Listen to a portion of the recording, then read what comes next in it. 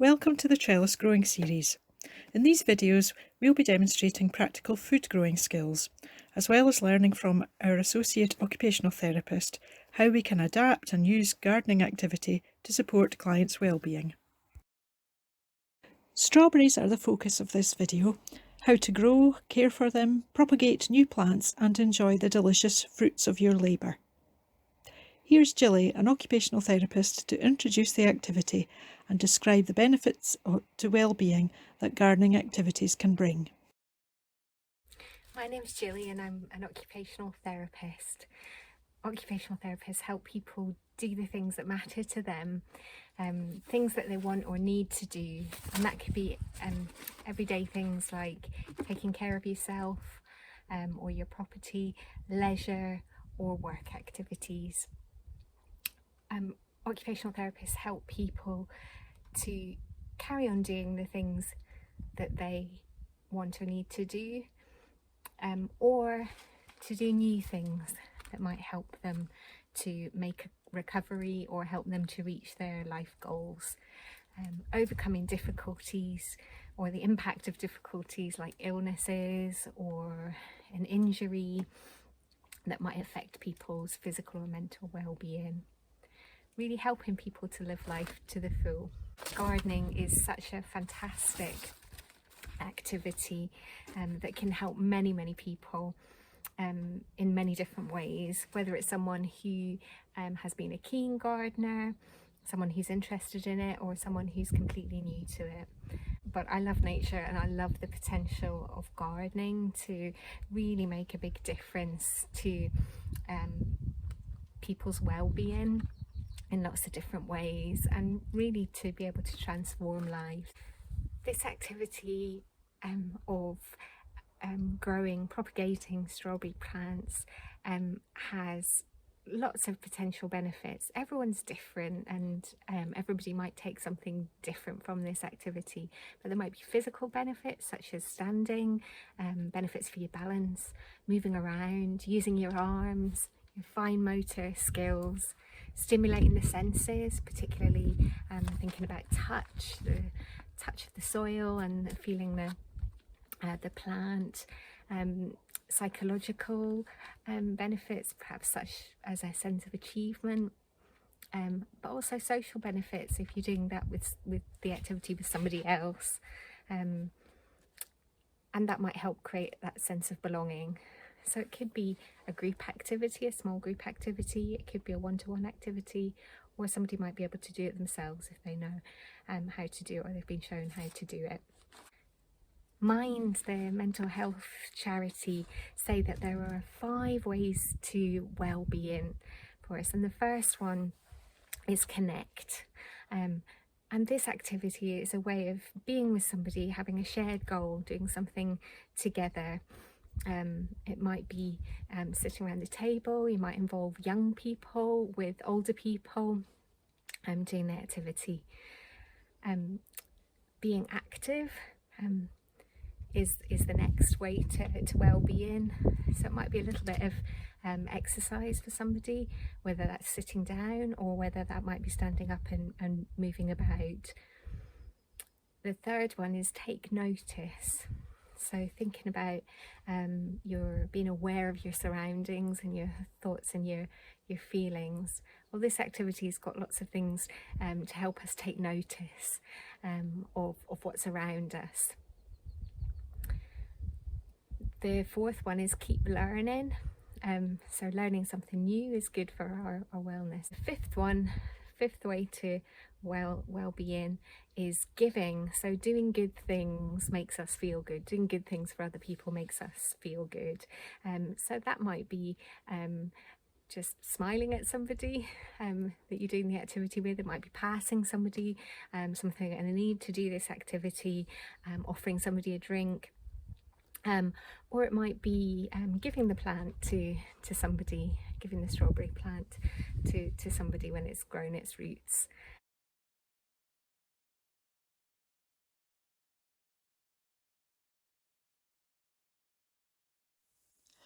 Growing strawberries in containers makes this popular and tasty growing activity more accessible and manageable for many. Most planted containers, whether it be a hanging basket or a lightweight trough on the patio, can be moved indoors if weather is problematic, ensuring that less able gardeners can continue to tend, harvest and enjoy, quite literally, the fruits of their efforts. During July and August, the strawberry plants will be making runners, long skinny tendrils with little clusters of leaf growth. It is now time to prepare for next year's bountiful crop.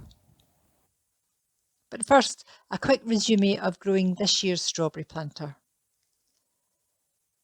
Shop-bought strawberry plants were potted up into a hanging basket in early May, and flowers were the first sign of the tasty treats lying ahead. Regular watering, along with weekly feeding once fruits were setting, ensured a good crop. Growing strawberries in baskets and containers creates regular light activity, supporting and inspiring less able gardeners to engage through watering and feeding and harvesting fruits as they ripen. Pick the strawberries as soon as they are ripe to enjoy them at their best and to also encourage further fruiting. But be vigilant of the fusty ones. Remove immediately to avoid encouraging further mould or disease. And be creative. We used a hanging basket, but guttering provides a great hanging environment, preventing strawberries from lying too long on damp compost, which can make them fusty, also allowing air to circulate, keeping the plant more healthy, and the hanging strawberries can access better light, which will help with fruiting.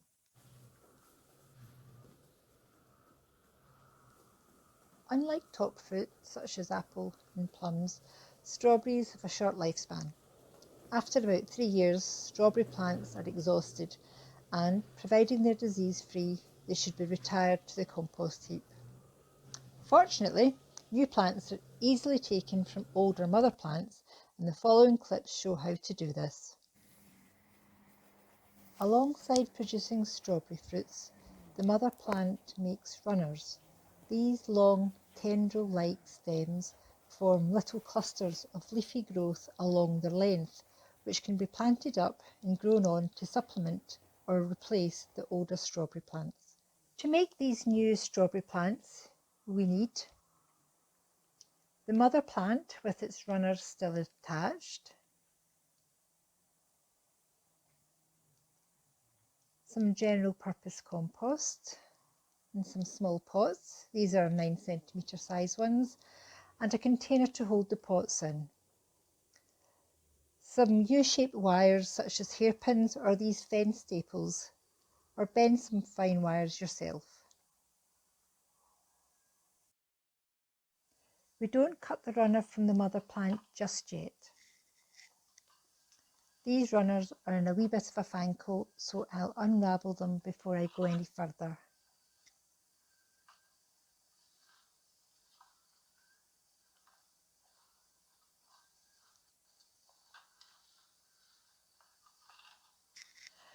Run your fingers along the skinny runner stem and choose a healthy, strong leaf cluster.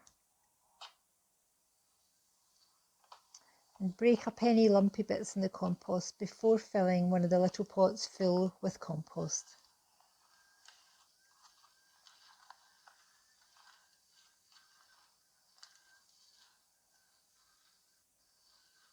Take the leaf cluster and place it on top of the compost and pin it firmly to the compost surface with a U-shaped wire. Pin the wires either side of the stem.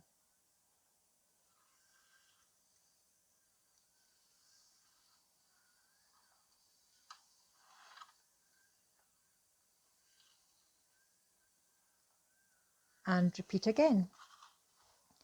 Consider having the little pots pre-filled with compost.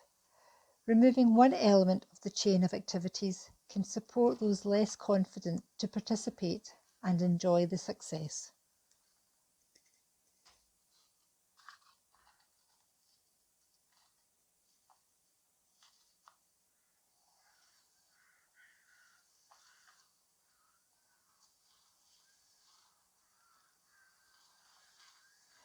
This runner has several new clusters. I'm choosing the strongest and closest one to the mother plant. The runners must stay attached to the mother plant until the new baby plants make their own roots.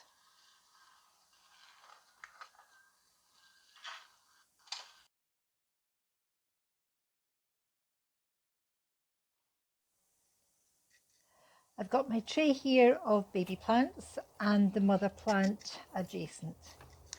I'm going to snip off the runners that I've not used and any other wee bits of trailing stem that will only use up energy that I'd prefer to be directed to the baby plants to help them make their roots.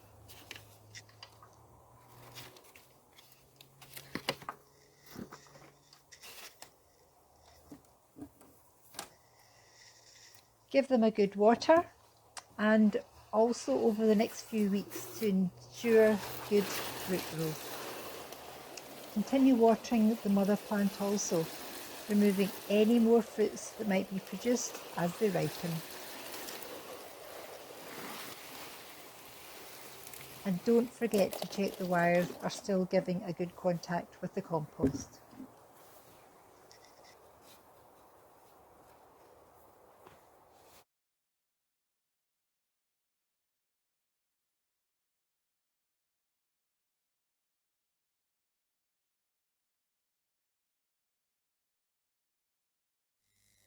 Weather conditions were perfect.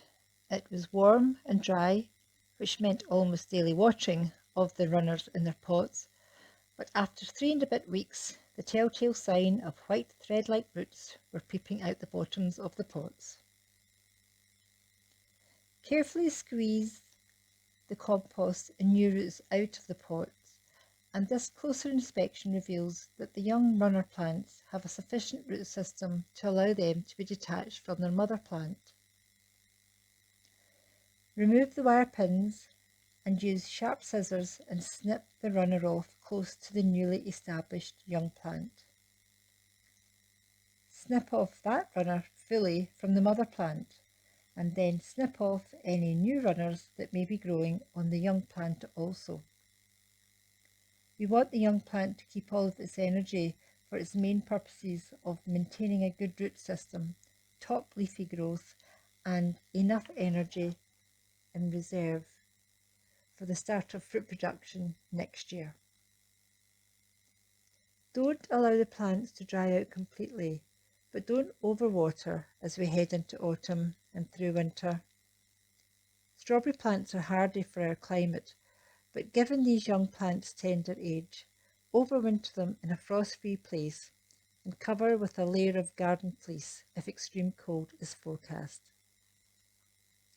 Before we know it, it'll be early spring and we can pot on these young strawberry plants into baskets and containers, raised beds, almost anywhere, and once again look forward to their juicy fruits.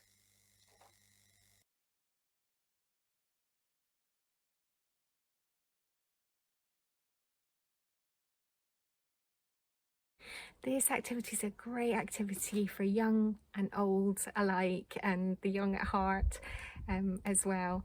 And it might be a really good activity to get older generations and younger generations together. Yeah, what a great activity. And there's also the aftercare as well. So thinking about, Joan was saying that they need watering, so somebody having responsibility for ongoing watering of the plants, but it could be something perhaps to involve perhaps in a care home, involving the younger generation when they're family members perhaps that are visiting, or even if they're not able to visit, perhaps by video call, a way of doing an activity together but remotely. Another adaptation for this activity is thinking about when you are cutting the excess tendrils off. So Joan was highlighting there that we need to keep the mother plant, the baby plants, attached to the mother plant until the babies grow roots of their own. But she was cutting off the extra ones so that the plant wasn't using energy into those bits that we don't need. But it's really important that we cut in the right place. So The adaptation that you might want to give a go to is tying a ribbon or marking in some way where to cut the tendril, and that might enable the person to cut it off in the right place. If they were able, you can involve them in the tying of the ribbon so they know where to cut, or you could tie the ribbon for them. The last adaptation for this activity is thinking about watering. So Joan watered with a watering can full of water in the traditional way, but if the person that you're supporting maybe isn't able to do that so well, a really nice adaptation that actually Trellis told me about was to use a squeezy water bottle, one of those ones with the lids that have a spout on them that you pull up, so you could fill that with water and use that to water. It's lighter, it's easier to use, might be easier for the person to reach, and it waters the plants. And perhaps if you're doing it that everybody's got their own plant, they can be responsible for watering their own plant.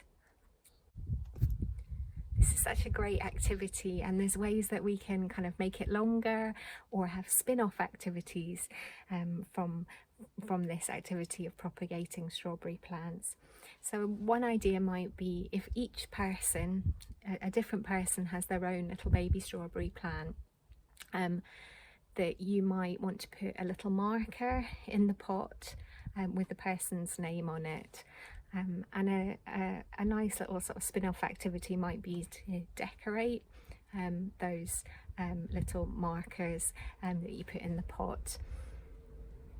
Another activity might be sort of connecting people with the activity with the plant, so having some strawberries visible during the activity and eating some strawberries afterwards. It's a very pleasurable activity, delicious strawberries, and as I say, it might connect the people with the activity. It's also a great way of getting people to eat or drink a little, especially in this hot weather, to keep hydrated.